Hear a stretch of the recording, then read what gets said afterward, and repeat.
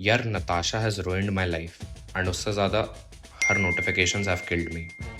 It all started when Dhruv tricked me to get on Hinge. अरे dating scene पूरा change हो गया bro.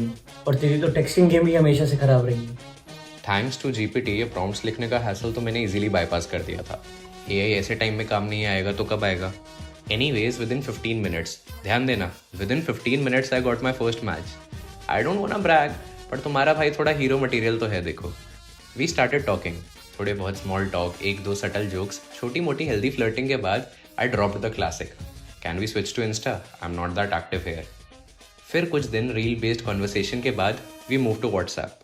On some days, she would make me feel like the most important person, and on others would treat me like a complete stranger. बातों से ज़्यादा तो मैं screen पर आंखें गड़ाकर बैठा रहता था, waiting for that notification of hers.